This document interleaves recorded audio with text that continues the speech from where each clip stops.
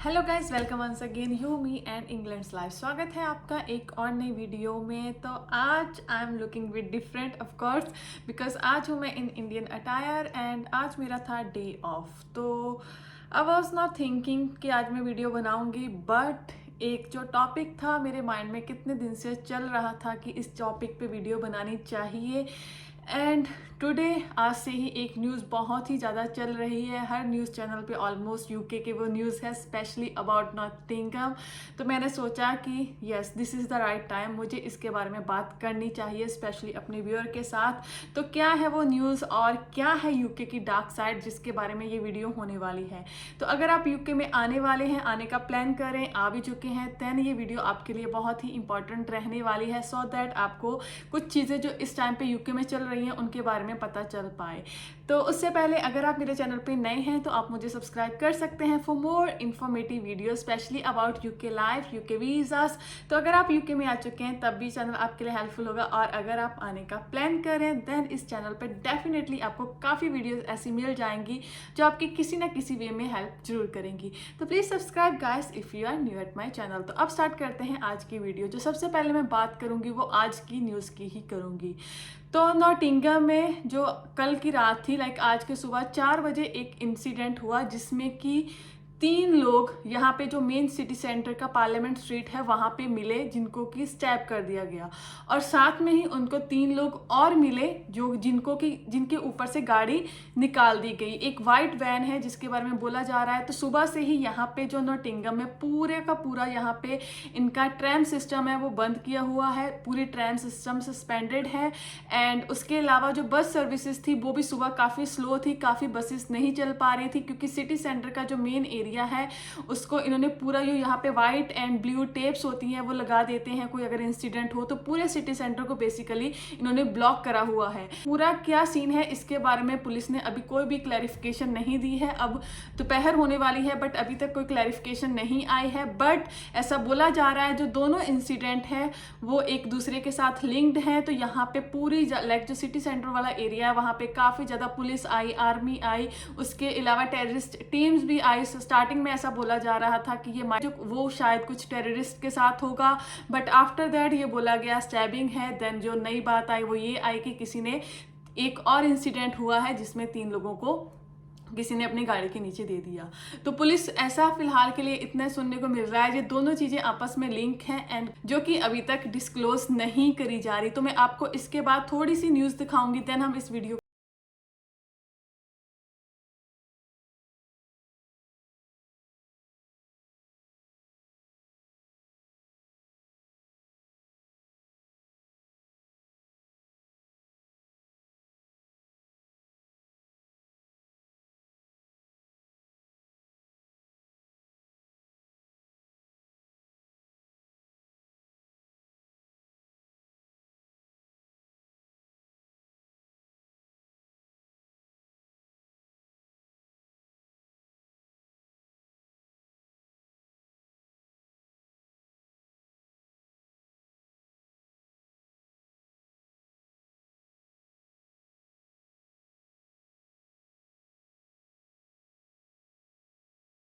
तो गैस जैसा कि आपने देख लिया इस टाइम पे सिटी सेंटर की क्या सिचुएशन है।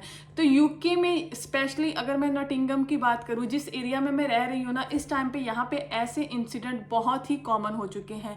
Last week, even not last week, 4-5 दिन पहले की बात है, यहाँ पे हमारी जिस एरिया में हम रहते हैं उसके नियर बाय ही, हम सिटी सेंटर के ज़्यादा दूर नहीं रहते, तो उसके नियर बाय ही एक 74 ईयर ओल्ड पर्सन को स्टैब कर दिया गया एंड उसको किल कर दिया। तो उसकी अभी इन्वेस्टिगेशन चल रही है, उसके बाद अब ये इंसिडेंट हो रहे हैं।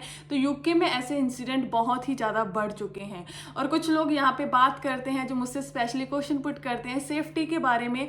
तो ऑल्दो अभी तक जो मैंने फील करा है, अगर मैं वॉक वगैरह करूँ तो यहाँ पे सेफ है, बट अगर मैं बोलूँ कि प्रॉपर सेफ है तो वो कहना सही नहीं होगा क्योंकि इस टाइम पे बहुत इंसिडेंट हो रहे हैं। जो सेकेंड सेकेंड मैं एक्सपीरियंस की बात करूंगी डार्क साइड की, वो मैं करूंगी यहाँ पे हेल्थ सर्विसेज की।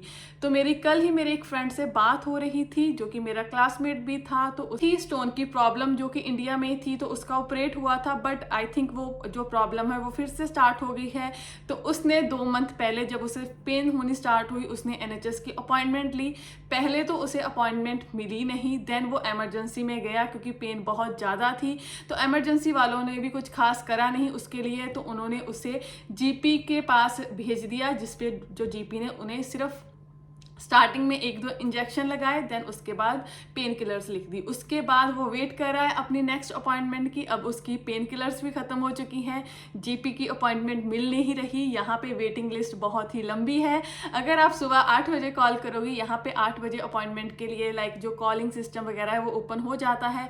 अगर आप 8 बजे भी कॉल करोगे तो आप क्यू में कहीं ना कहीं आओगे। सम टाइम वो क्यू इतनी लंबी होती है कि आप 7th 8th नंबर पे होते हो, फिर चाहे आपने एग्जैक्टली 8 बजे ही फोन क्यों ना करा हो। तो क्यू लंबी है। उसके बाद अगर आप रेगुलर चेकअप के लिए बोलते हो कि आपने रेगुलर चेकअप कराना है, वो तो डायरेक्टली बोल देते हैं कि इस टाइम वो जो प्रायोरिटी पे हैं, जो कि जिनको ज़्यादा ज़रूरत है वो उनको ही देख रहे हैं, आप रेगुलर चेकअप के लिए तो जा ही नहीं सकते। और अगर आपका कोई बहुत ही मेजर प्रॉब्लम है तब भी वो समटाइम बोल देते हैं कि हम नहीं कर सकते। अगर आप एमरजेंसी में जहाँ पे जाते हो तो एमरजेंसी में भी जो यहाँ पे वेटिंग टाइम है वो बहुत ही ज़्यादा है। सम टाइम लोग यहाँ पे पेन में होते हैं 3-3 4-4 घंटे, उनकी बारी ही नहीं आती एमरजेंसी में कि कोई उनका चेकअप कर पाए। तो यहाँ पे अगर मैं हेल्थ सिस्टम की बात करूँ इस टाइम पे बहुत ही बुरा है, जितना कि मेरा एक्सपीरियंस है। और जितना, बिकॉज मेरा अभी तक कोई पर्सनली इतना एक्सपीरियंस हुआ नहीं है, बट जितना मैंने अपने फ्रेंड्स अपने कोलीग से सुना है, जितना उनका एक्सपीरियंस है, यहाँ पे हेल्थ सिस्टम बहुत ही बुरा है।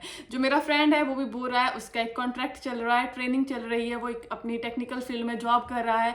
तो होपफुली उसकी जो ट्रेनिंग है वो अगस्त में ख़त्म हो जाएगी। देन वो रिमोटली वर्क वगैरह कन्वर्ट करवा के फिर वो इंडिया जाएगा एंड वहाँ से जाके अपना ऑपरेट करवाएगा। जो भी उसकी वहाँ पे नॉर्मल उसका इलाज होगा तो वो वहीं पे जाएगा।